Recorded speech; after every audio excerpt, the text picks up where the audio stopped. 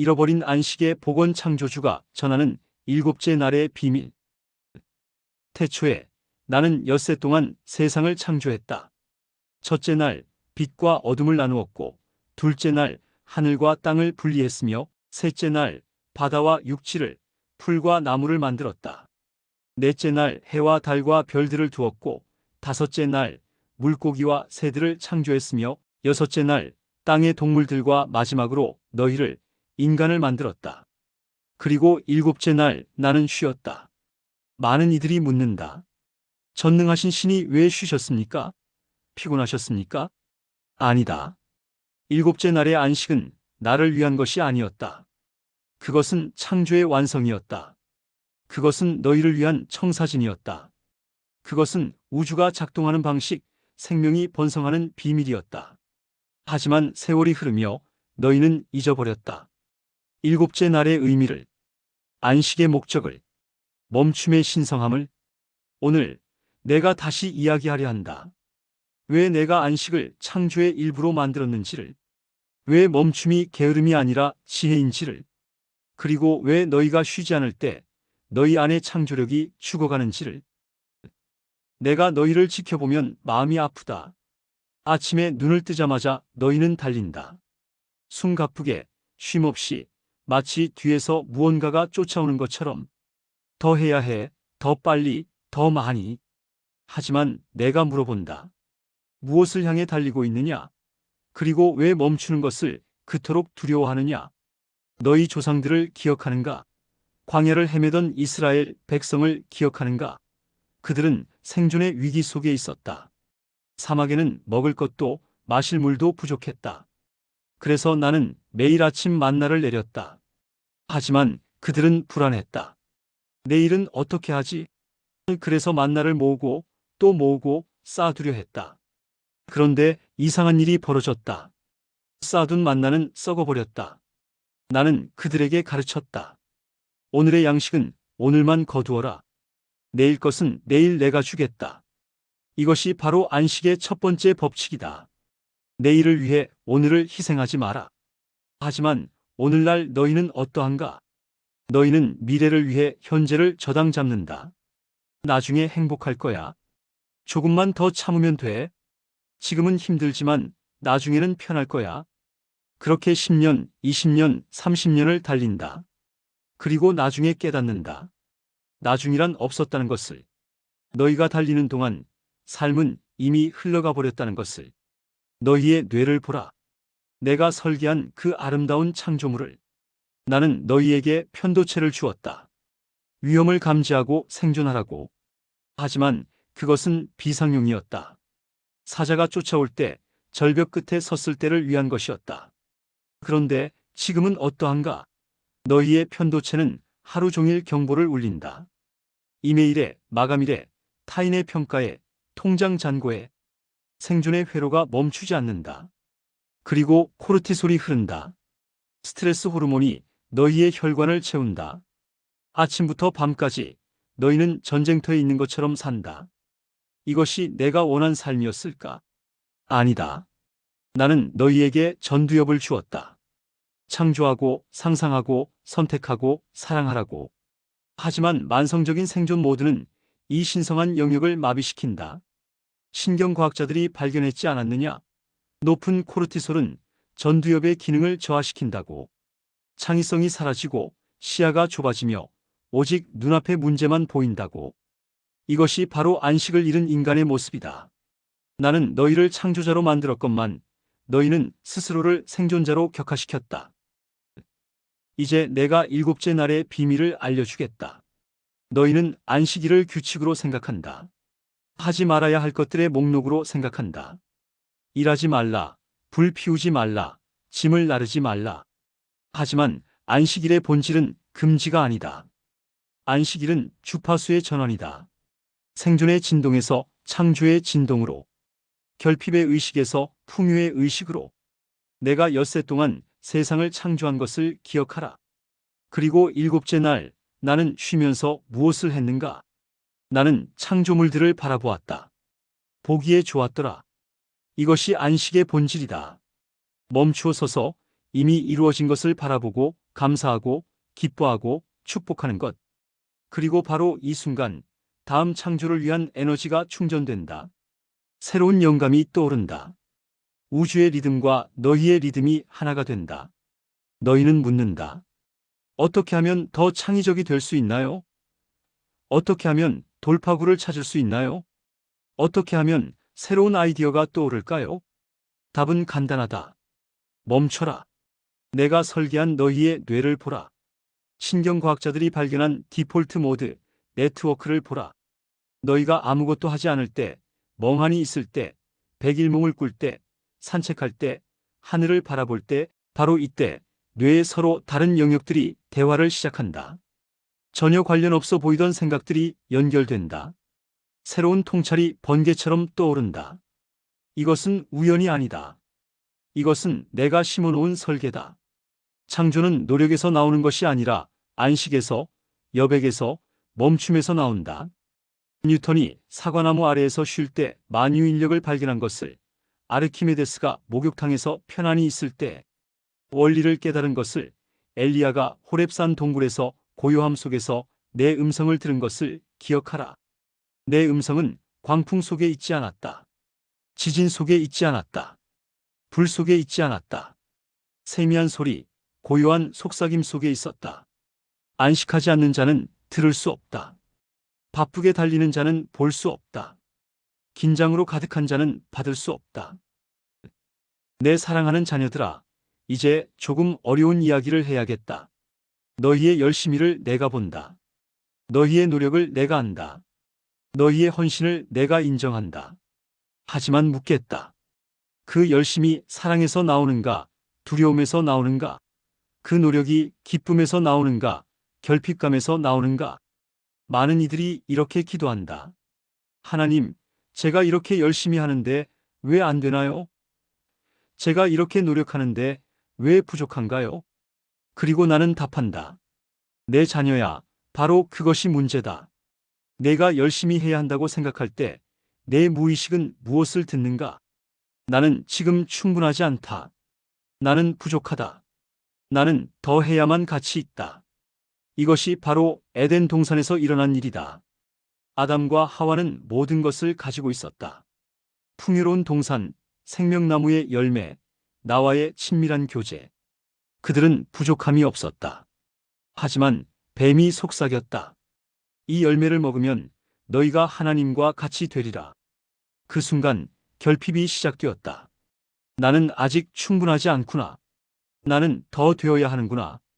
그리고 그들은 열매를 따먹었다. 더 나아지기 위해, 더 알기 위해, 더 되기 위해. 하지만 무슨 일이 일어났는가? 풍요가 사라지고 결핍이 왔다. 안식이 사라지고 수고가 왔다. 기쁨이 사라지고 고통이 왔다. 이것이 바로 열심의 올감이다. 충분하지 않다는 믿음으로 시작된 모든 노력은 그 부족함을 증명하고 강화하는 데 사용된다. 심리학에서 말하지 않느냐? 잠이 안 올 때 억지로 자려고 애쓸수록 더 잠이 안 온다. 이것이 역설의 법칙이다. 간절히 원하며 애쓸수록 내 무의식은 지금 나는 그것이 없다는 상태를 더욱 견고하게 만든다. 나는 너희에게 풍요를 원한다. 하지만 진정한 풍요는 더 많이 갖는 것이 아니라 이미 충분함을 아는 것에서 시작된다. 이제 내가 우주의 비밀 하나를 알려주겠다. 모든 창조는 빈 공간에서 시작된다. 씨앗이 싹트려면 땅속 빈 공간이 필요하다. 아이가 자라려면 자궁이라는 비어있는 공간이 필요하다. 음악이 흐르려면 음표 사이에 쉼표가 필요하다. 말에 의미가 있으려면 단어 사이에 침묵이 필요하다. 그리고 새로운 창조가 일어나려면 내 안에 거룩한 여백이 필요하다. 하지만 너희의 삶을 보라. 아침부터 밤까지 빼곡하게 채워져 있다. 한 일이 끝나면 바로 다음 일로, 한 생각이 끝나기도 전에 다음 생각으로. 여백이 없다. 침묵이 없다. 빈 공간이 없다. 그러니 어떻게 새로운 것이 들어올 수 있겠는가? 내가 광야로 사람들을 이끌었던 이유를 아는가? 모세를 40년간, 엘리야를, 세례 요한을, 예수를. 광야에는 아무것도 없다. 할 일도 만날 사람도 이룰 목표도 없다. 오직 너와 하늘과 침묵만 있다. 바로 그 비어있음 속에서 진정한 음성이 들린다. 진정한 소명이 발견된다. 진정한 변화가 일어난다. 너희의 뇌를 연구한 과학자들이 발견했지 않았느냐? 창의성과 통찰은 바쁜 작업 중이 아니라 휴식 중일 때, 멍하니 있을 때 찾아온다고. 이것은 우연이 아니다. 이것은 내가 심어놓은 우주의 법칙이다. 창조는 노력이 아니라 허용에서 온다. 새 것은 붙잡음이 아니라 내려놓음에서 온다. 변화는 채움이 아니라 비움에서 온다. 너희가 여백을 두려워하는 이유를 나는 안다. 여백 속에서 내가 회피해온 것들과 마주해야 하기 때문이다. 외로움, 불안, 의미 없음, 자기의심. 그래서 너희는 바쁨으로 그것들을 덮는다. 일로, 소음으로, 끊임없는 자극으로. 하지만 내 자녀야, 내가 피하는 그것들 속에, 내가 두려워하는 그 여백 속에, 바로 거기에 내가 있다.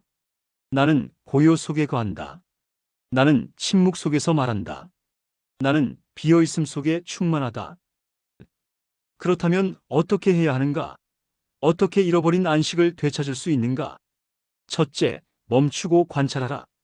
하루에 단 5분, 내 자신을 바라보라. 판단하지 말고 그저 관찰하라. 나는 지금 왜 이렇게 바쁜가? 나는 무엇으로부터 도망치고 있는가? 이 긴장은 진짜 위험에서 오는가 아니면 상상에서 오는가? 이것이 바로 깨어있으라는 내 명령의 의미다. 잠들지 말라는 것이 아니라 무의식적으로 살지 말라는 것이다. 신경과학자들이 증명했지 않았느냐? 마음 챙김, 알아차림만으로도 편도체의 활성도가 낮아지고 전두엽의 조절 기능이 향상된다고. 관찰하는 순간 너는 더 이상 패턴의 노예가 아니다. 너는 선택할 수 있는 자유로운 존재가 된다. 둘째, 저녁을 거룩하게 지켜라. 해가 지면 일을 멈춰라. 안식일이 일주일에 하루만 있는 것이 아니다. 안식은 매일 저녁마다 있어야 한다. 잠들기 전 30분을 거룩하게 구별하라.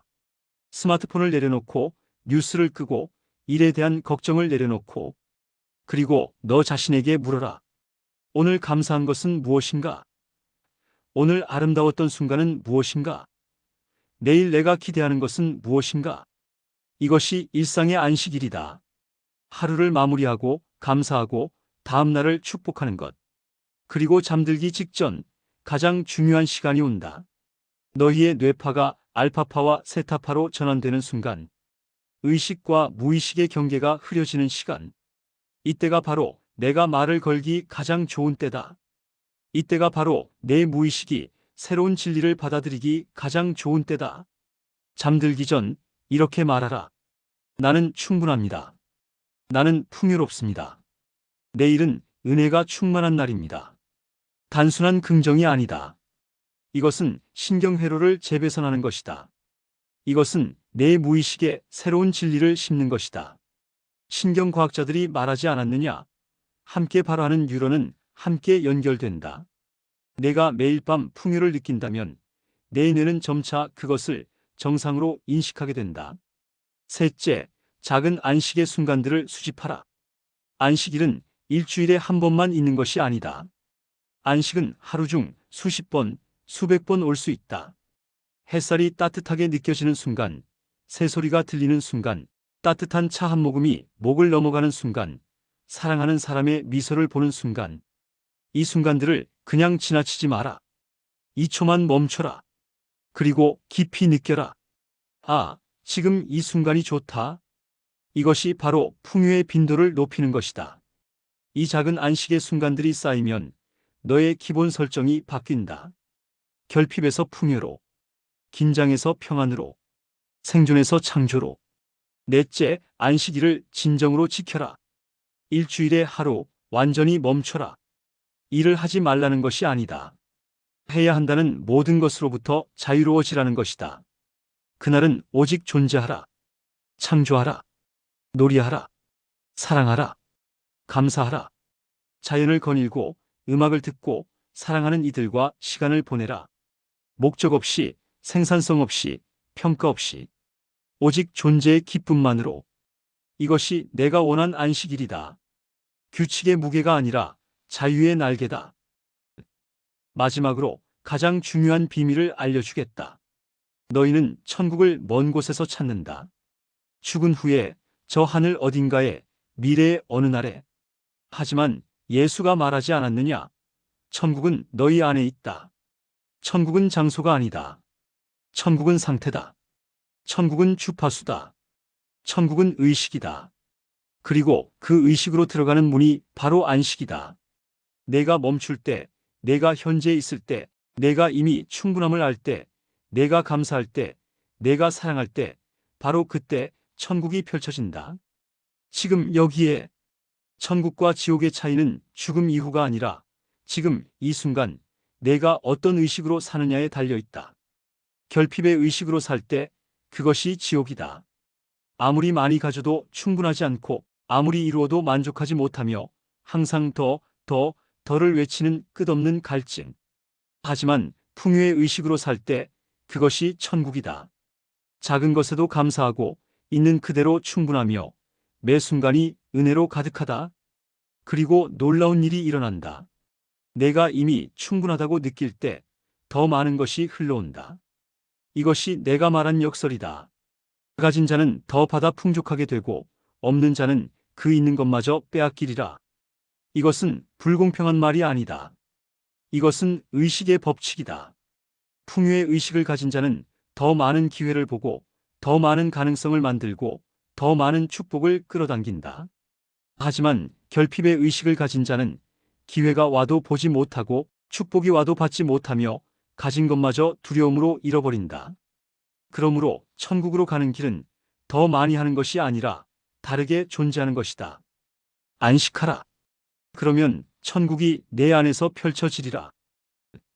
내 사랑하는 자녀들아, 나는 오늘 너희에게 일곱째 날의 비밀을 다시 상기시켰다. 안식은 게으름이 아니다. 안식은 창조의 완성이다. 안식은 생명의 리듬이다. 안식은 천국으로 가는 문이다. 나는 너희가 쉬기를 원한다. 진정으로 쉬기를. 노력을 멈추는 것이 아니라 강박을 멈추는 것이다. 일을 그만두는 것이 아니라 해야 한다는 노예의 근성을 내려놓는 것이다. 책임을 회피하는 것이 아니라 불안으로부터 자유로워지는 것이다. 내가 너희에게 준 삶은 견뎌야 할 짐이 아니라 누려야 할 선물이다. 내가 너희에게 준 뇌는 생존 기계가 아니라 창조의 도구다. 내가 너희에게 준 시간은 채워야 할 빈 공간이 아니라 이미 의미로 가득한 현재다. 그러므로 오늘부터 회복하라. 일곱째 날을, 안식을, 천국을, 저녁마다 감사하며 하루를 마무리하라.